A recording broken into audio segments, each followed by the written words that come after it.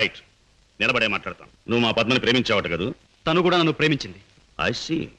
పెళ్లి చేసుకోవాలని కూడా అనుకుంటున్నావట? ఇద్దరం అనుకుంటున్నాం. గుడ్. మరి మా అమ్మాయిని పెళ్లి చేసుకుని ఏ వసతులు ఏ సౌకర్యాలు లేని ఈ ఇంట్లోనే కాపురం పెడదాం అనుకుంటున్నావా? ఇక్కడ నేను చాలా మంది కంటే చాలా సుఖంగా ఉంటున్నాను. I agree. ఇంతకంటే సుఖాలు తెలియవు కనుక నువ్వు ఇక్కడ సుఖంగానే ఉండవచ్చు. కానీ ఐశ్వర్యంలో పుట్టి సంపదలో పెరిగి మంచం మీద కాలు కార్పెట్ మీద, కార్పెట్ మీద కాలు కారులోనూ పెట్టే నా కన్న కూతురు ఇక్కడ సుఖంగా ఉండగలదా? ఉండగలను అని తను మొండిగా అనొచ్చు.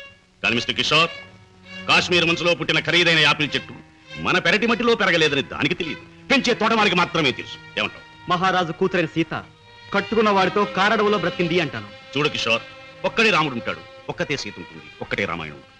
అందరూ రాముళ్ళు కారు, అందరూ సీతలు కారు, అన్ని జీవితాలు రామాయణాలు కారు. అంతేకాదు, ఆనాడు సీతకు అడవిలో ముందుదయ్యే కష్టాలు, రావణాసురుడు సంగతి తెలియక వెర్రి తల్లి వెళ్ళింది. ఆమె జీవితం చదువుకున్న ఈ కాలపు ఏ ఆడపిల్ల అడవిలోకి అడుగు పెట్టదు. పెట్టబోయినా కన్న తండ్రి అడ్డుపడతాడు. అంటే మీరు మా పెళ్లికి ఒప్పుకోనంటారా? ఏ, నన్ను ఒప్పించగలనంటావా? ప్రేమకు అర్థం మీకు తెలిస్తే. ప్రేమ ప్రేమ ప్రేమ మాటలు వచ్చే రోజుల్లో ప్రతి పసిపిల్లవాడు మొదటిగా మాట్లాడే మాట అమ్మ అయితే, గడ్డాలు వచ్చే రోజుల్లో ప్రతి అడ్డమైన వాడు మాట్లాడే మొదటి మాట ఈ ప్రేమ. అర్థం లేని కథలు, వ్యర్థమైన సినిమాలు చూసి ప్రేమ గొప్పదనే ప్రతి వాడికి ఒక అమ్మాయిని అంటగట్టి ఎడారిలో వదిలిపెడితే ఒక్క రోజులో అంటాడు ప్రేమ కంటే అన్నం ముఖ్యం అని. చూడు కిషోర్, ఈ లోకంలో అన్నం కావాలన్నా, ఆనందం కావాలన్నా, సుఖం కావాలన్నా, సంతోషం కావాలన్నా కావాల్సింది డబ్బు అని నా అభిప్రాయం.